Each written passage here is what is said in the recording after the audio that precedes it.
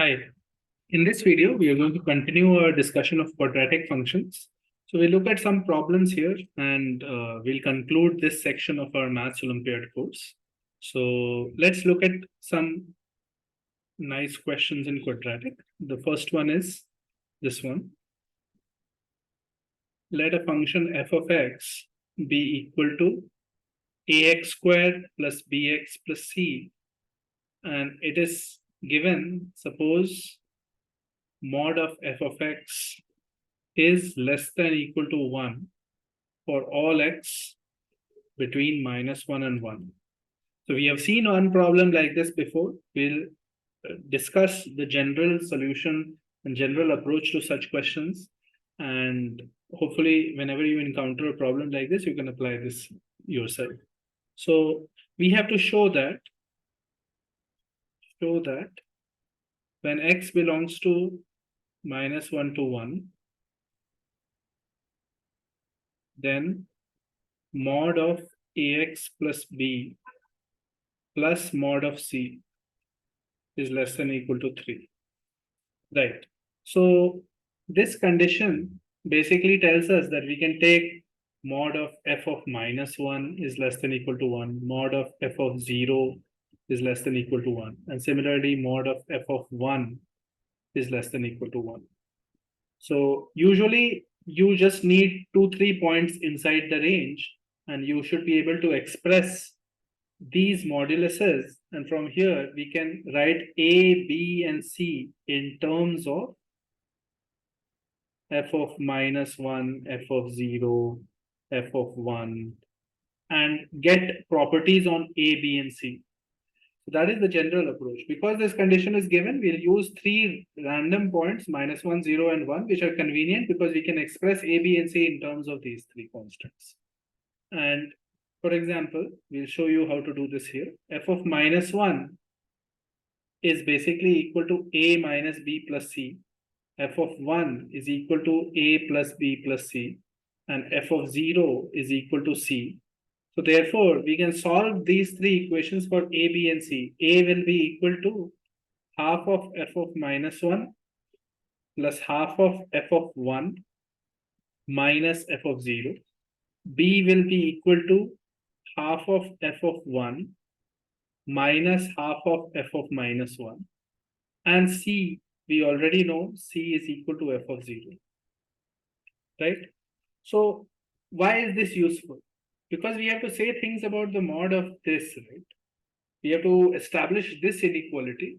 So if I use a as this, I will be able to simplify this inequality easier. So let's do that on the next page. Let's say mod of ax plus b will be equal to mod of half of f of -1 x plus half of f of 1 x minus f of 0 x plus b. And b was what?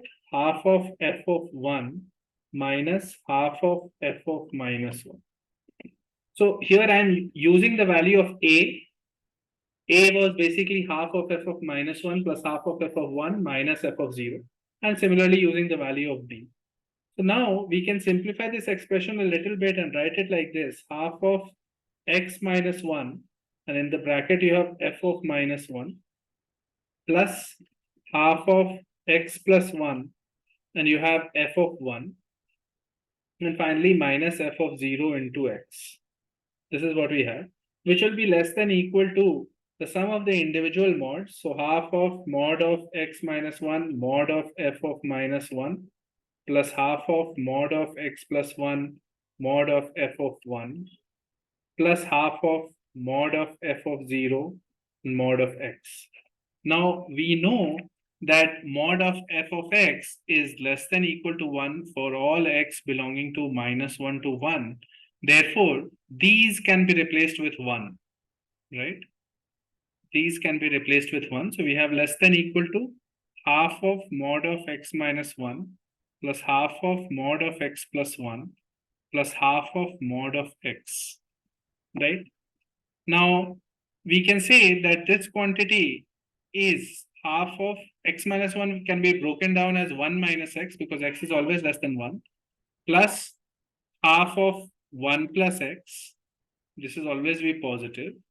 And this can be said as half of 1 less than equal to, right?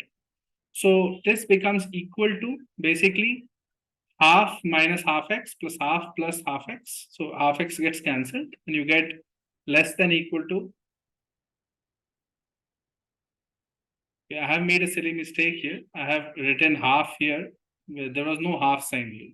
There is no half here, so simply 1 here. So this is equal to 2 basically. We have proved that mod of ax plus b is less than equal to 2. Why? Because this adds up to 1 and this is plus 1, right? So less than equal to 2 is coming. The way we have done it is by expressing ABC in terms of f of 1, f of 0 and f of minus 1. And once we have done this, we already know mod of c is less than equal to 1 because mod of c is f of 0, right? So we are able to show that mod of ax plus b plus mod of c will be less than equal to 3.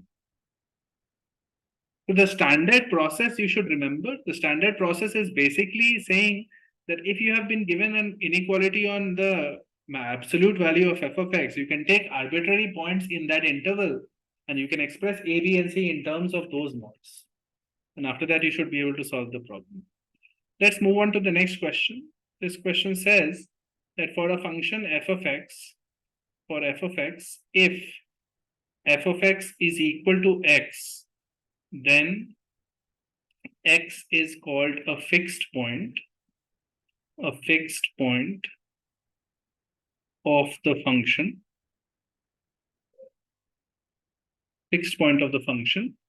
if f of x is equal to x, then x is called a stable fixed point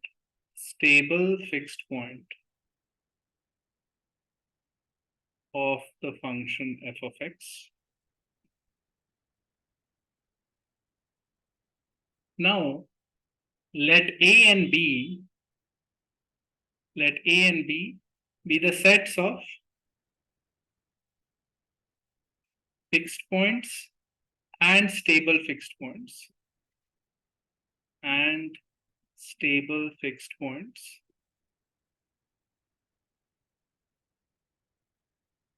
of f of x respectively. So A is the set of fixed points, B is the set of stable fixed points. We have to first show that A is a subset of x. So that proof is pretty simple. We can say that if A is equal to the null set, then obviously null set is a subset of any set. So we are done. So A is a subset of B. If A is not equal to null set, then f of x naught must be equal to x naught for all x naught belonging to A, because A was the set of fixed points, right? So f of x naught is equal to x naught for all x naught that belongs to the set A. Now, what is f of x naught, right? That should be equal to f of, since f of x naught is x naught, so that is f of x naught, and f of x naught is again x naught, so that is also x naught. So we are seeing that x naught satisfies the condition of being a stable fixed point also. That implies that x naught belongs to B. So for all elements of x naught of A, we can show that x naught will always belong to B. So that is the definition of saying that A is a subset of B. Every element of A will definitely belong to B, because if you satisfy the condition for being an element of A, you will automatically also satisfy the condition for being a stable fixed point, right? So the first part of the problem was just showing this. The second part of the problem is a little more interesting. We say if f of x is equal to ax square minus 1, where A belongs to real and x belongs to real, and capital A is equal to B, but not equal to the null set, right? We have to find the range of A. Small a. So here we are saying that the function is given to us and it's a quadratic polynomial. And we have said that the set of stable fixed points is equal to the set of fixed points for this polynomial. And we have to find the range of the parameter A, right?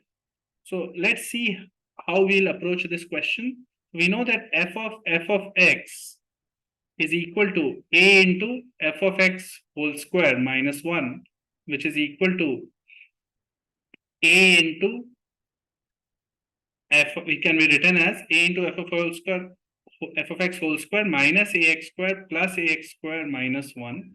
Why am I doing that? Because I can write this as f of x and I can say a common. This is f of x whole square minus x square plus f of x, right? This is my f of x and this is, I've taken a common here and written it like this, right? So I can factorize this now and I can say that this is becoming equal to a f of x plus x multiplied by f of x minus x plus f of x, right? Great. So what has been given to us, f of x can be written like this, and we are trying to understand what is the set capital B. So if f of x is equal to x, that means x belongs to B, right? So if f of x is equal to x, that means you have a times f of x plus x, f of x minus x plus f of x is equal to x, right? So that means you can say a times f of x plus x, f of x minus x plus f of x minus x is equal to 0.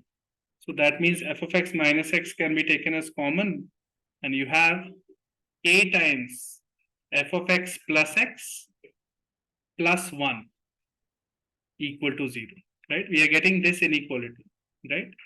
If we simplify this inequality a little bit, let's do this on top here. We will get basically, since f of x is ax square minus 1, we can just simplify this and write it as implies a square, this quantity becomes a times ax square minus 1 plus x. So a square x square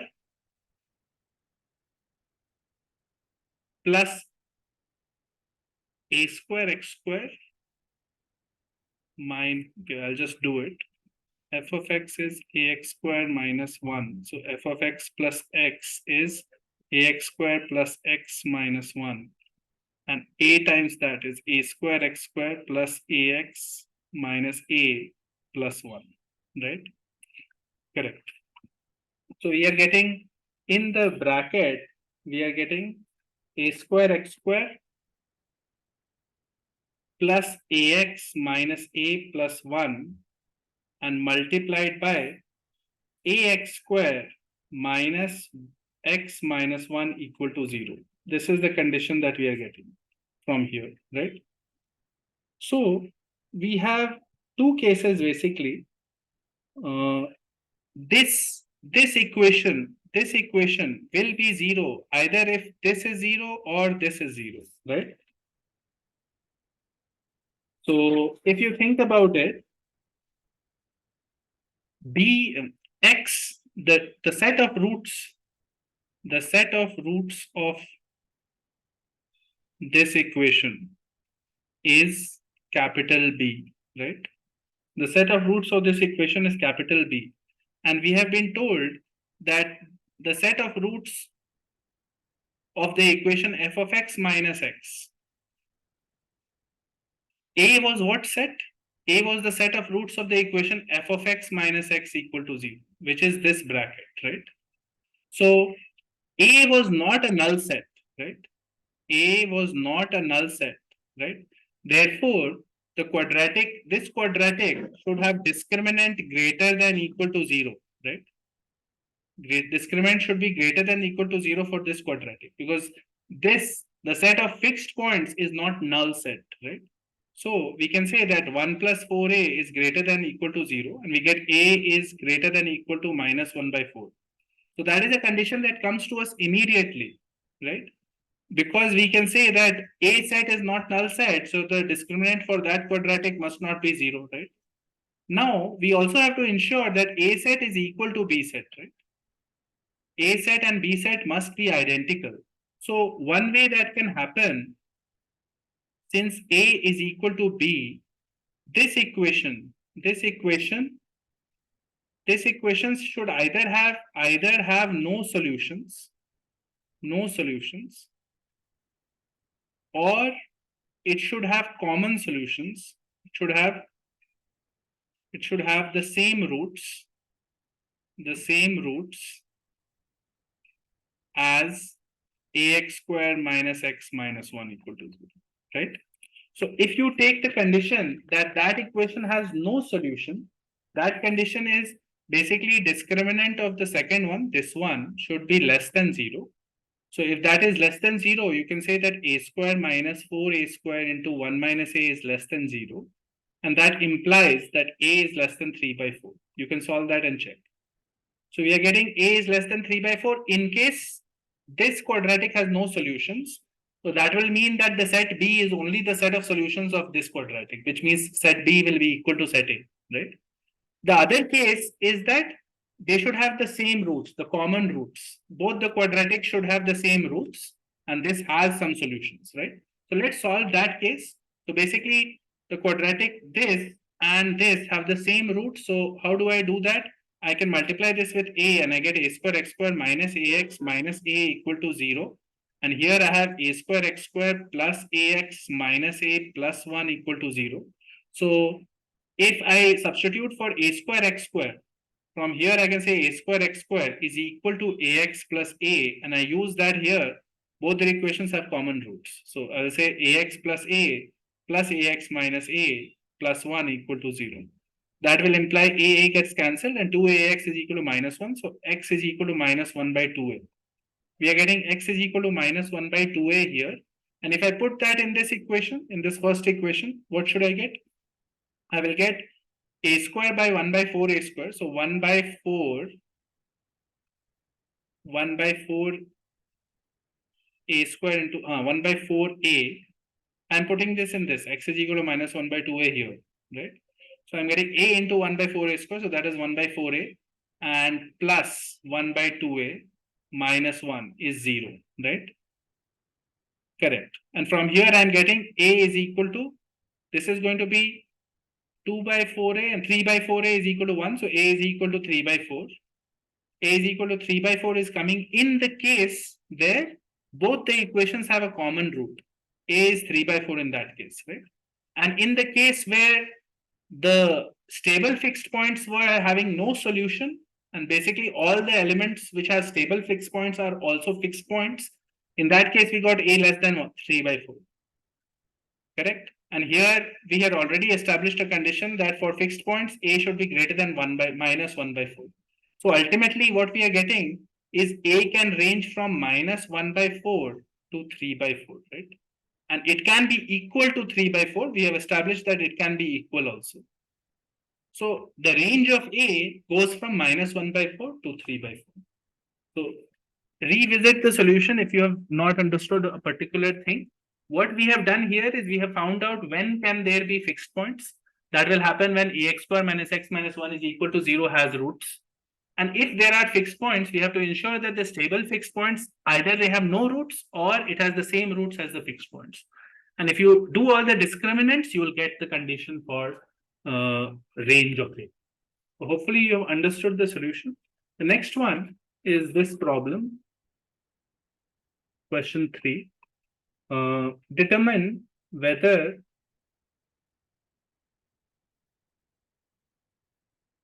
there exists a quadratic fx such that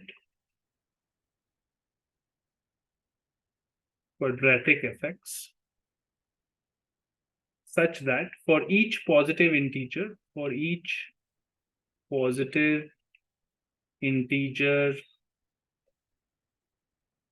x of the form 5, 5, 5 k times,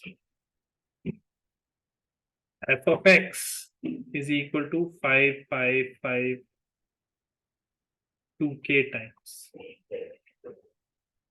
So basically, we have to find out whether there is a quadratic function such that for each positive integer of this form, where x is equal to 555 k times, f of x is equal to 5555 2k times.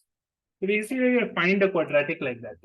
So, and see whether it is possible or not. So if you say f of x is equal to ax square plus bx plus c, according to the conditions of the problem, I can say k is 1 or 2 or 3, and I can say f of 5 should be 55, right? And f of 55 should be 5555. And similarly, f of 555 should be 6 times 5, right? So we have these three equations. And if I use the fact that f of 5 is basically 25a plus 5b plus c is equal to 55. This is the first equation. The second equation will become 55 square 3025a plus 55b plus c is equal to 5555. This becomes my second equation. And the last equation, you will have to do some calculations here. It comes out to be 308025a plus 555b plus c is equal to 6 times 5. Right? This is my third equation. So if you have three equations and three unknowns, it is obviously possible for us to solve for a, b, and c. So if you try it out, you will be able to solve a as 9 by 5, b as 2, and c as 0. You can check it out yourself. A as 9 by 5, b as 2, and c as 0. And now my quadratic basically becomes f of x is equal to 9 by 5 x squared plus 2x. And c is 0, right? Now let's see why this condition was being true always, right? So if we say 555k times, right? That number is basically 5 by 9 into 999k times, right? And 999k times is basically 10 power k minus 1. So this is 5 by 9, 10 power k minus 1, right? Great. Now, if I input this here in the quadratic f of 5 by 9, 10 power k minus 1, I will get 5 by 9, 9 by 5 outside, 5 by 9 whole square. This is 10 power k minus 1 whole square plus 2 times 5 by 9, 10 power k minus 1, right? Correct. So this becomes 5 by 9, 10 power k minus 1 whole square plus 10 by 9 or 2 into 5 by 9, 10 power k minus 1. If I take common 5 by 9 into 10 power k minus 1, what will happen? I'm taking this as common. This becomes 10 power k minus 1 plus 2. So that becomes 5 by 9 into 10 power k minus 1 multiplied by 10 power k plus 1. Which is basically 5 by 9 into 10 power 2k minus 1. So if you think about this, this is basically 5 by 9 and 9992k times. Right? So that becomes equal to 555 2k times. So we have shown that the quadratic that we got 9 by 5 x squared plus 2x, that quadratic always has this property that when you have an input of x as 555k times, you will always get an answer which is 555 2k times. Right? Let's look at one more problem. This will be the last problem that we'll discuss for this section. Question number 4. Let's see. Suppose there are 2 points,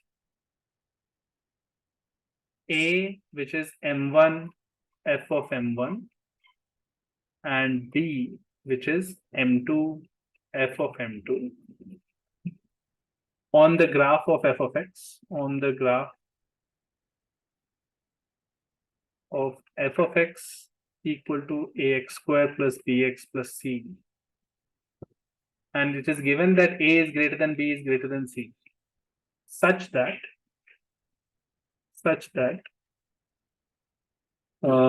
a square plus f of m1 plus f of m2 multiplied by a plus f of m1 multiplied by f of m2 is equal to 0, and f of 1 is equal to 0. We have to first prove that b is greater than equal to 0. The first part of the problem is proving that b is greater than or equal to 0. Now, if you look at this condition that is given here, we can easily factorize it as a plus f of m1 multiplied by a plus f of m2. That is, basic middle term factor is equal to 0, which implies that f of m1 is equal to minus a, or f of m2 is equal to minus a, right? So basically we can say that one of m1 and m2 is a root of f of x is equal to minus a equation, right? If either f of m1 is minus a or f of m2 is minus a, that implies that one of m1 and m2 is a root of f of x is equal to minus a. So if one of them is a root, m1 and m2 are real, therefore discriminant of this equation must be greater than or equal to 0. So that means, what is the discriminant of this equation? This equation is basically ax squared plus bx plus c plus a equal to 0. So discriminant is greater than 0 means b square is greater than or equal to 4a into a plus c, right? This is the first condition that we are given. B square is greater than 4a plus c. Also, we are given that f of 1 is equal to 0, which means a plus b plus c is equal to 0, right? If a plus b plus c is 0, we have b is equal to minus a plus c, right? And if b is minus a plus c, then b square is a plus c whole square is greater than or equal to 4a into a plus c, which implies, if you take it on the other side, you will get a plus c common, a plus c minus 4a. So that will become c minus 3a is greater than or equal to 0, which can be written as 3a minus c and a plus c is less than or equal to 0. We are getting this inequality by using the discriminant and also using the condition that f of 1 is 0. So b is equal to minus a plus c. Once we have gotten this condition, this means, let's think about what this means. We have been also given that a is greater than b is greater than c, right? A is greater than b is greater than c. And let's see what that implies. We have a plus b plus c is equal to 0 and a is greater than b is greater than c. So that means that a should be greater than 0 and c should be less than 0, right? Why? Because here, what are we getting? C lies between minus a and 3a, right? C is between minus a to 3a, right? From here. So C is greater than minus a. Right.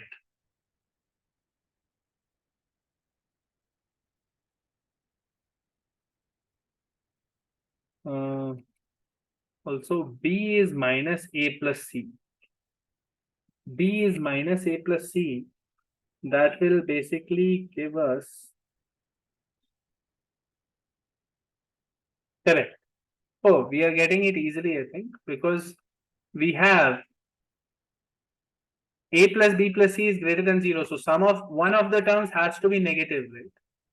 So the lowest term, if c is negative, this is one possible way in which this can happen. A is greater than 0, C is less than 0. And B is equal to minus of A plus C.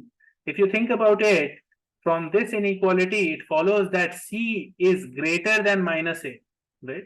If C is greater than minus A, then A plus C will become positive. A plus C will become negative. A plus C is less than or equal to 0. And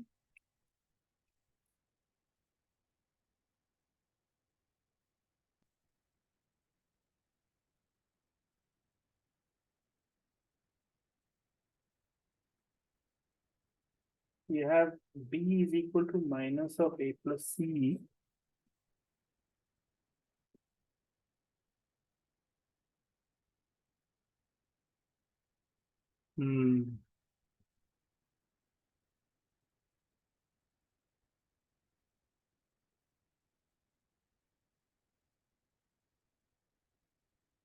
we have basically here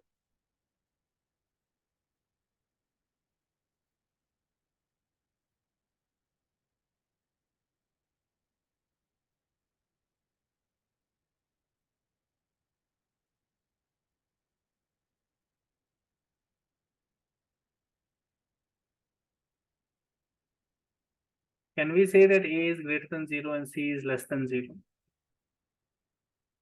Yeah, that is one possibility. And we have B is equal to minus of A plus C. And we have 3A minus C is greater than 0. Because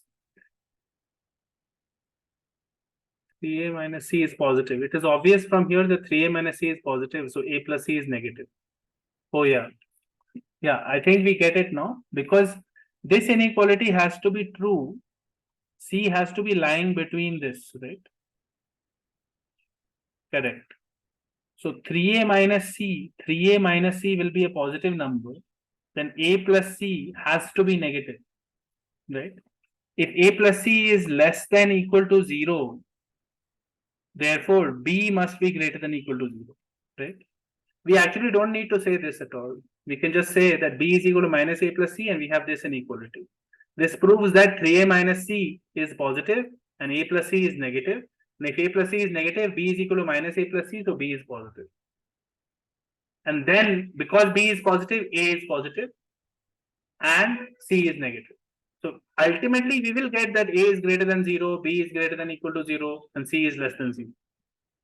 But it follows from this equation. And how did we get this equation? We got it by using the discriminant condition here and the value of B is equal to minus A plus C in that. Okay. Now let's look at the second part of the problem. It says that show that the range of values of the distance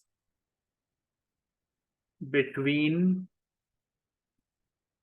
two intersection points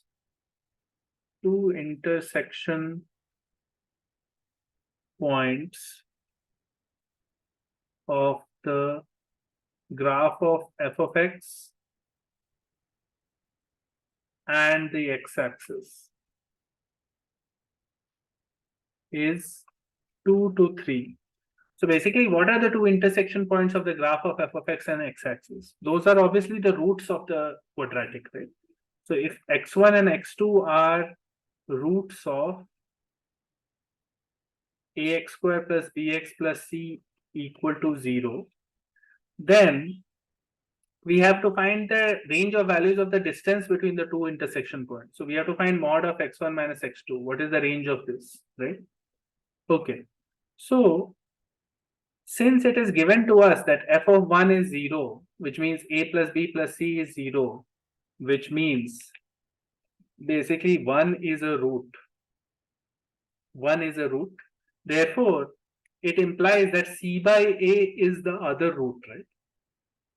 C by A is the other root of the quadratic. If 1 is a root, then C by A is the other root. And we already know from part 1 that A is greater than 0, C is less than 0, right? Therefore, C by A is less than 0. So C by A is a negative root. And we can say that since A is greater than B is greater than C and B is equal to minus of A minus C, then B will be positive. We have already proved that also. B is greater than 0. Therefore, we can say that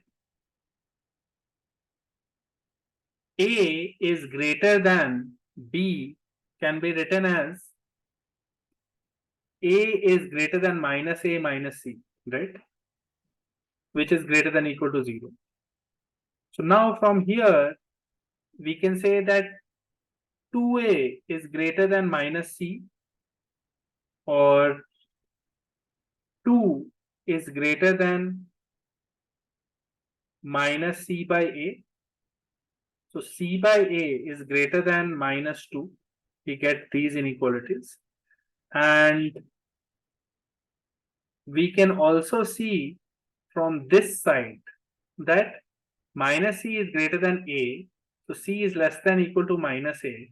So c by a is less than equal to minus 1, right? So we are getting c by a is greater than minus 2 and c by a is less than minus 1, right? So we have minus 2 is less than c by a less than equal to minus 1. And what do we need to find? Mod of x2 minus x1 is mod of c by a minus 1, right? So we can subtract here 1, minus 3 is less than c by a minus 1 is less than equal to minus 2. And we can say that mod of c by a minus 1 will be from minus 2. When you take mod, we can say that it will be from 2 to 3, right? Because the absolute value when you take, it will be between 2 to 3. Absolute value has to always be positive, right? C by a minus 1 was less than equal to minus 2 and was greater than minus 3. So mod of c by a minus 1 will be between 2 and 3, right? So that was the second part of the question, where we just show that basically this inequality is true for the range of values of the distance between the two roots of the f of x, right? Okay, so that concludes our problem, and hopefully we have seen different types of problems so far in this section. You'll be able to apply these concepts in your problem solving. We'll be starting a new section for the course in the next video. The next video will talk about graphs and properties of functions. So graphs and properties of functions, it will be a general section which covers many different types of functions. We will look at exponential functions, logarithmic functions, trigonometric functions, and just familiarize ourselves with the graphs and properties of different types of functions. So stay tuned for that one, and I'll see you next time.